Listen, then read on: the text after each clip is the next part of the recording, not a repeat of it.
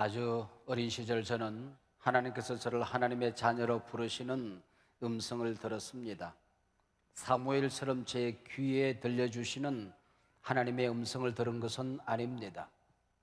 우리 옆집의 예배당이 건축되어지는 뚝딱뚝딱 하는 소리가 나를 하나님의 자녀로 부르시는 음성이 되었던 것이지요. 성탄절이 되면 새벽에 시골 교회는 요즘은 잘 모르겠어요. 새벽송이라고 하는 게 있었습니다. 항상 새벽송 1번 가정이 저희 가정입니다. 저희 가정은 교회를 안 다녔는데 새벽송 팀들이 저희 집에 먼저 새벽송을 하고 동리로 건너가곤 했습니다. 그 음성은 바로 저를 하나님의 자녀로 부르는 음성이 되었던 것이죠. 여러분은 언제 어디에서 어떤 방법으로 여러분을 하나님의 자녀로 부르는 음성을 들었습니까? 오늘 본문 하나님의 믿음의 조상 복의 근원 아브라함을 부르시는 음성입니다. 이때부터 성경에서는 하나님은 항상 아브라함의 하나님이라고 불려집니다. 구약이 마쳐지고 신약의 문이 열려지면은 아브라함 이름과 함께 신약이 펼쳐집니다. 아브라함과 다윗의 자손 예수 그리스도의 족보라라고 시작을 하는 거죠. 지금 지구상에 인구가 70억이 조금 더 살고 있습니다만 그 가운데 절반이 넘는 사람들이 아브라함을 믿음의 아버지라 부릅니다. 우리 기독교인들, 천주교인들, 유태교인들 그리고 이슬람 교도들이 아브라함을 믿음의 조상이라고 부르고 있는 겁니다. 과연 아브라함은 복의 근원이라 할 수가 있는 분이시요. 아브라함을 복의 근원으로 부르시는 오늘 본문 바로 앞 창세기 11장 마지막 부분 30절에 혹이나 재미있는 말씀이 나옵니다. 아브라함의 아내 사레는 임신하지 못함으로 자식이 없었더라. 하나님은 아브라함을 통해서 이 땅에 구원받은 하나님의 백성 복의 근원을 통해서 영원한 복을 누릴 수많은 민족을 일으키겠다고 지금 약속하고 있는 겁니다. 그렇다고 한다면 아브라함 자식들이 도체 널려 있어야 이 얘기가 가능해지는 것 아니겠습니까? 아브라함아 보라, 너의 수많은 이 자녀를 통해서 수많은 민족들이 구원 얻는 복을 받는 역사가 일어나게 될 것이다. 이래야 말이 된단 말이에요. 그런데 하나님은 자식 하나 없는 아브라함을 찾아오십니다. 더구나 그의 아내는 임신하지 못하는 상황입니다. 아니, 자식을 낳을 수 없는, 자식이 없는 이런 상황 속에서 네 자손을 통해서 모든 민족이 구원을 받을 것이다. 이게 말이 되는 얘기입니까? 적어도 자식 문제에 있어서만큼은 가장 무력할 때에, 전혀 자격이 없을 때에, 조건을 갖추지 못하고 있을 때에 하나님이 찾아오셨다 그 얘기입니다. 이 아브라함의 자손을 통해서 이 땅에 복의 근원을 만들어 갈 것이라는 약속이 불가능한 상황 속에서 이 약속이 주어지고 있다고 하는 것이죠. 뭘 얘기하고 있는 것일까요? 하나님은 잘난 사람, 잘난 가문, 잘난 교회를 불러서 복의 근원 삼으시겠다고 하는 게 아니라는 겁니다. 하나님은 어떤 조건, 어떤 자격이 있어서 아브라함을 복의 근원으로 부르신 것이 아니라는 겁니다. 이걸 신학적으로는 무조건적인 은혜라고 하는 겁니다.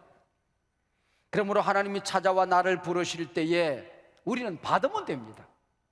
응답하면 됩니다. 감사하면 되는 것입니다. 이것이 구원입니다.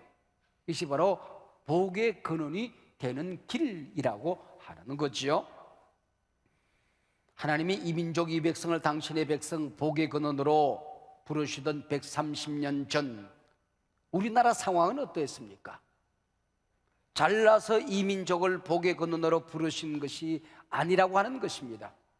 한창 이 민족이 잘 나갈 때에 마지막 때 내가 너희 민족을 복의 근원 삼으시겠다고 약속하는 상황이 아니었다는 것이요. 당시 한반도 이 땅은 강대국들의 전쟁터였습니다. 세계 열강들이 이 민족을 떠나며 일본 제국주의의 이 나라를 팔아버렸습니다. 알만한 지성인들은 절망하며 통곡했습니다. 뜻있는 젊은이들이 수도 없이 자결을 합니다. 임금이 끌려나갑니다. 한날의 황후가 비참히 그놈들의 손에 죽습니다. 바로 이때 하나님이 이 땅에 찾아오신 것입니다. 선교사님들을 보내주신 것입니다. 이 백성을 당신의 백성 복의 근원으로 부르고 계셨던 것이죠.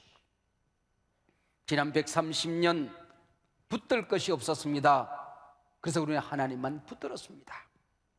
하나님께 기도하지 않고는 하룻밤도 평안히 지낼 수 없는 시간들이었습니다.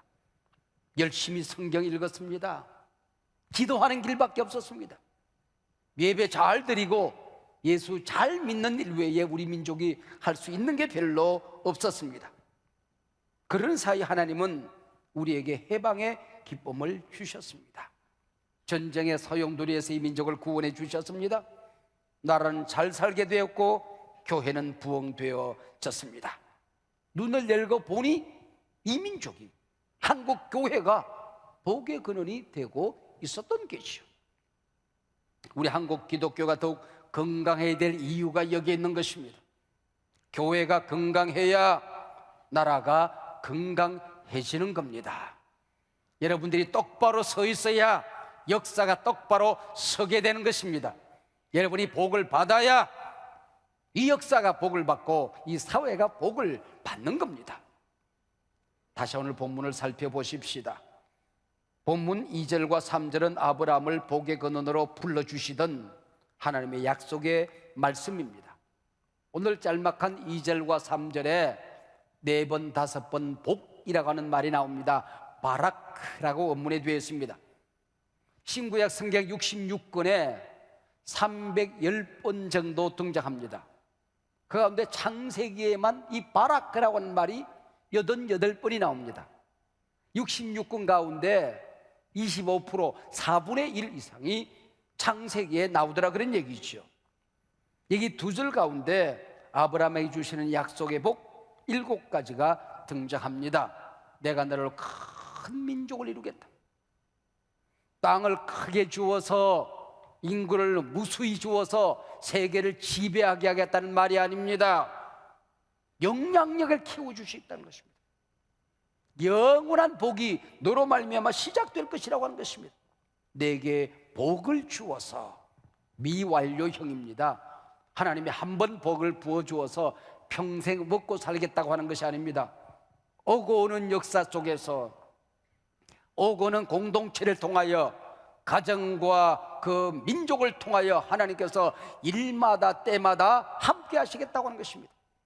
영적인 구원의 복, 그 민족을 위한 정신적인 지배, 그리고 만나는 모든 사람들과의 관계, 하나님의 은혜가 너를 통하여 이 땅에 흘러가게 하겠다고 하는 것입니다. 내 이름을 창대하게 하리니, 이름의 복입니다. 명예를 지켜주겠다고 하는 것이죠. 그리고 네가 이 땅에 있을 동안에 존귀하게 되는 것뿐만 아니라 영원히 너의 이름을 내가 기억하겠다. 하나님 나라에서 너 이름이 존귀함을 얻게 될 것이다, 그 얘기입니다. 결국 너는 복이 될지라. 지금까지는 그 복의 주어가 하나님으로 나타났습니다. 여기서부터는 주어가 바뀝니다. 아브라함입니다. 이제는 네가 복의 근원이 되었다. 그렇다고 한다면 너 때문에 네 곁에 있는 사람들이, 너를 축복하는 사람들이 복을 얻게 될 것이라는 것이죠. 이게 너는 복이 될지라 그랬는데, 옛날 번역에는 복의 근원이 될지라 그랬어요. 복덩어리가 된다는 얘기입니다. 여러분 어떠세요? 복이 좋으세요? 아니면 복덩어리가 좋으세요? 복의 근원이 좋으세요? 나는 왠지 복의 근원이 좋습니다. 그래서 오늘 설교 제목이 복의 근원입니다.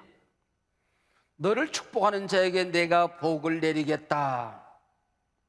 복의 근원, 아브라함을 축복하는 사람도 하나님이 똑같이 복을 주어서 복의 근원 삼겠다고 하는 것이죠. 야, 그렇다고 한다면 우리 눈이 열리면 됩니다. 내 곁에 복이 누구지? 복의 근원이 누구지? 이게 보이면 나도 복을 받게 되는 것입니다. 입이 제대로 열리면 됩니다. 아, 그렇다고 한다면 내가 저 사람 축복하면 되겠네. 축복하면 복을 받게 되는 것이죠. 우리 가정에 한 어린 딸이 복의 근원으로 우리 가정에 선물로 하나님이 주셨어요. 근데 그 아이가 공부를 제대로 못하네. 그러면은 자기 생각만 가지고 이 아이들에게 해야 할 말, 하지 말아야 될 말을 무심코 쏟아놓습니다. 복이 찢어지는 거예요. 복자루가 터지는 거라 그런 얘기예요. 근데 하나님이 주셨다고 믿고 축복하면 너희 가정이 복의 근원이 된다는 얘기입니다. 이 기가 막힌 얘기 아닙니까? 제가 신방을 이렇게 다니고 할 때에, 또 사람들을 만나고 할 때에 그 사람들이 나를 불편하게 할 때가 있을 수 있잖아요. 근데 어떨 때는 불편한 말이 튀어나갈 때가 있어요. 그러면은 그게 그 사람에게 합당하지 않으면 그 저주가 내게 튀어오는 겁니다. 근데 내가 축복을 했어요. 근데 그 축복이 그 사람에게 합당하지 않으면은 그 축복이 또 내게 오는 거야. 야, 무조건 축복하면 되겠네. 그것도 복받지 못할 인간을 축복하면 저절로 내게 다 튀어오겠네. 그 원리가 나한테 있더라니까요. 무조건 축복하면 되겠다.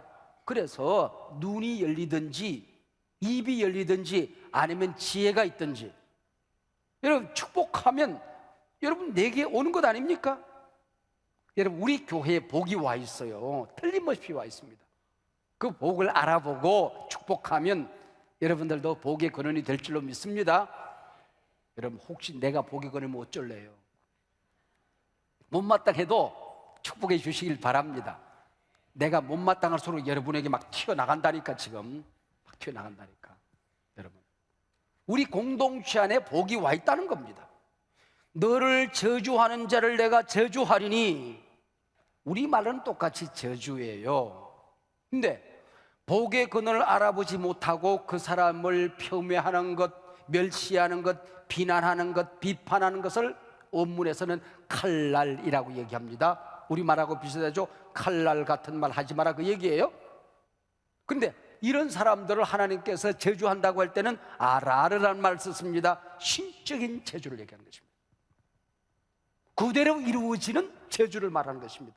무서운 것을 말하는 것입니다.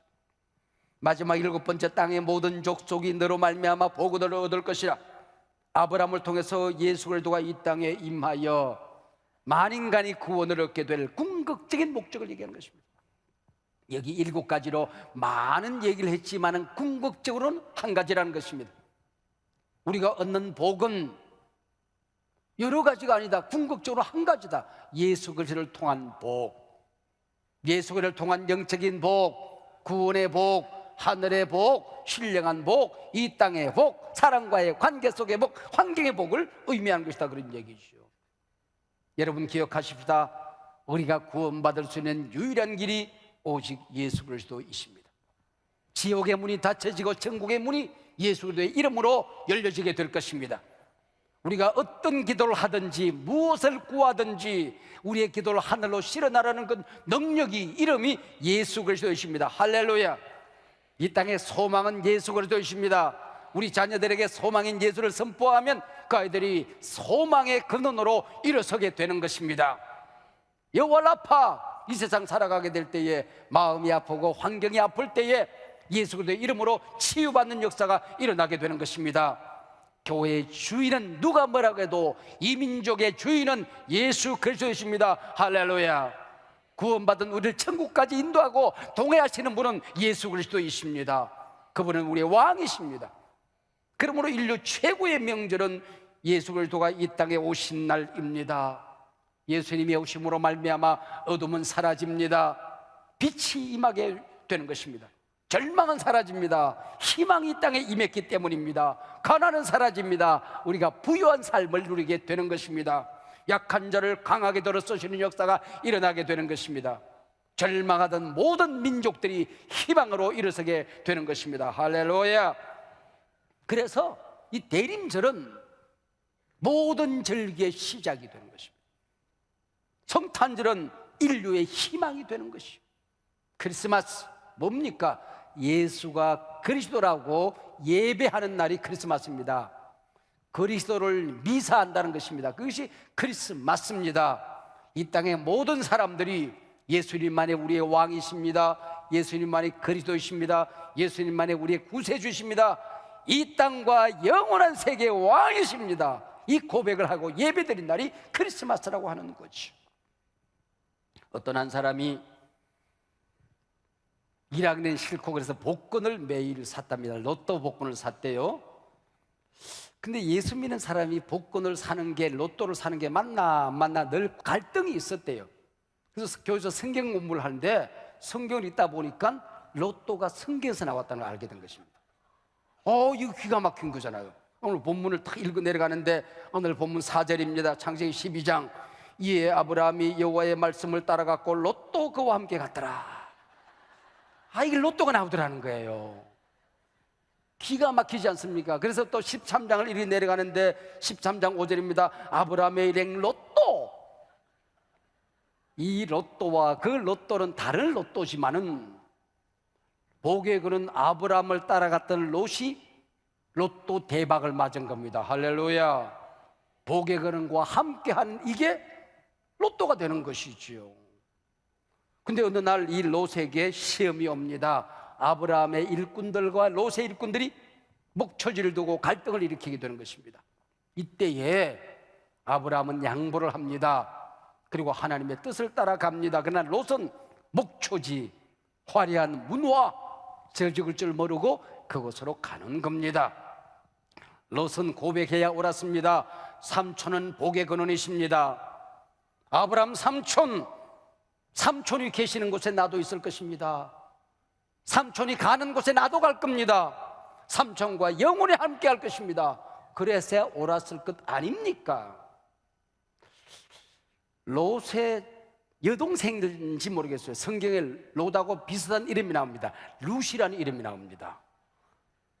이 룻은 복의 근을 알아봤어요. 어머니가 가는 곳에 나오미를 향하여 고백하지 않습니까? 어머니가 가는 곳에 제가 갈 것입니다. 어머니 머무는 곳에 나도 머물게 될 것입니다. 어머니가 사는 곳에 내가 살 겁니다. 어머니 죽는 곳에 내가 죽을 것입니다.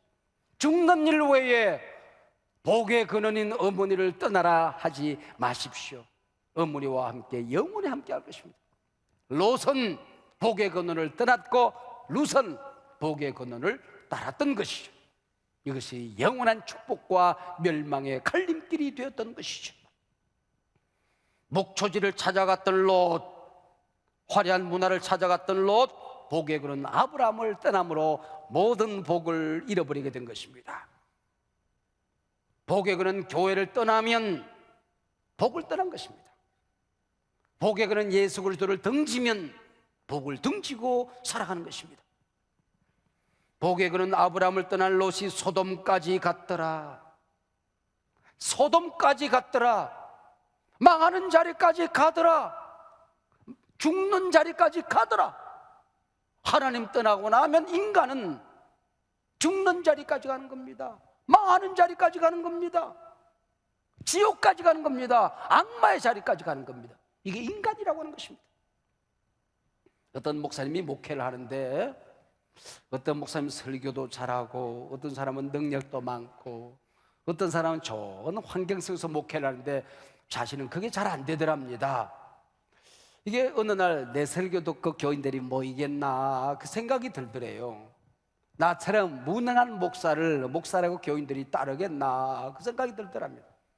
그래서 늘 걱정하고 있었는데 성경을 읽어보니까 복의 근원을 축복하면 내게 그 복이 임한다는 것을 알게 된 것입니다. 그렇지, 내 곁에 복의 근원이 누가 있을까? 아니, 한국교회에 내가 본받고 싶은 목사가 누가 있을까? 이름을 썼대요.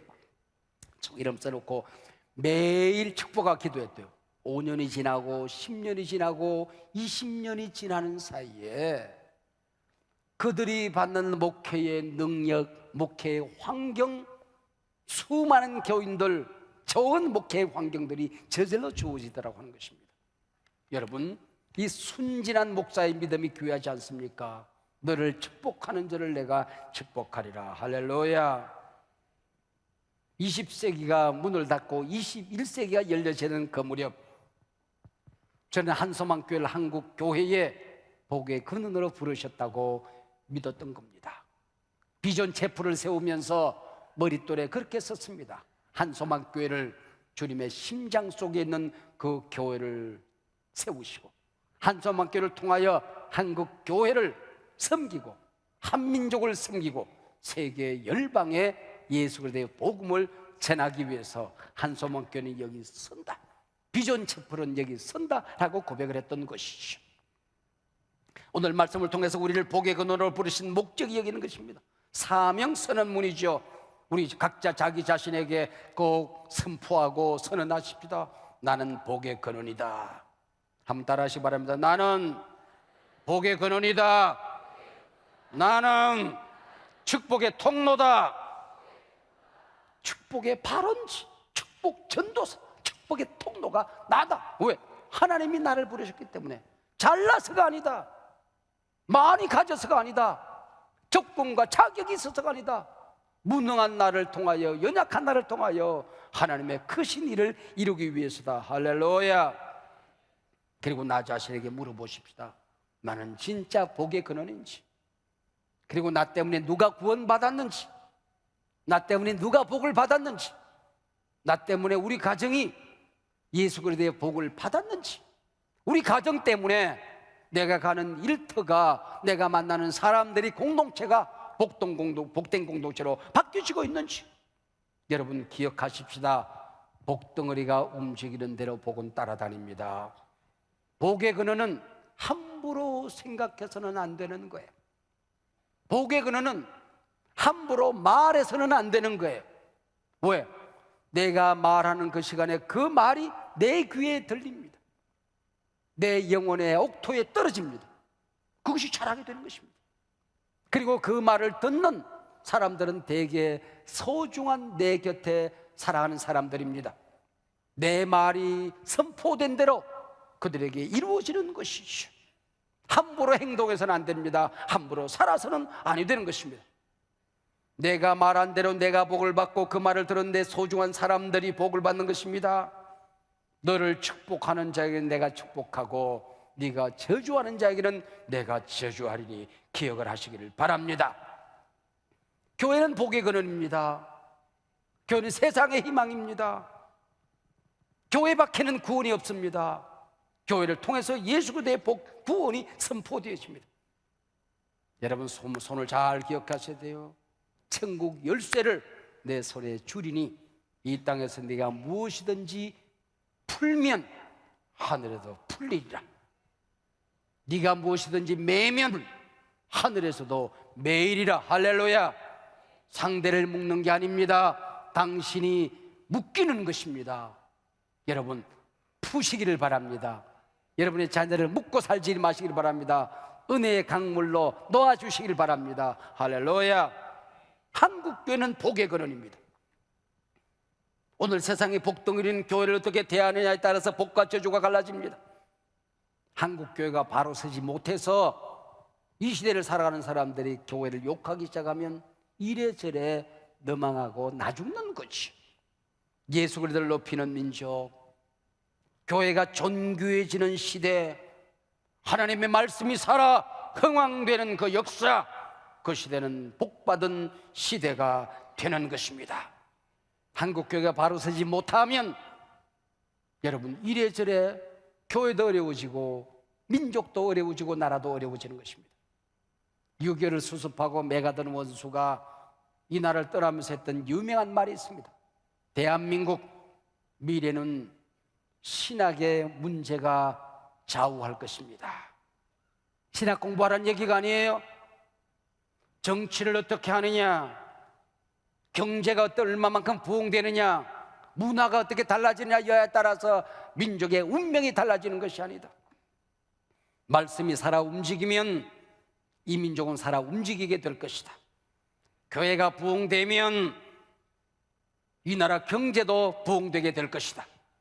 교회가 똑바로 서면 정치가 바로 서게 될 것이다. 교회가 하나 되면 남북도 하나가 될 것이다. 여러분 기억하십시다. 내가 복의 근원이다. 우리 교회가 복의 근원이다. 한국 교회가 복의 근원이다.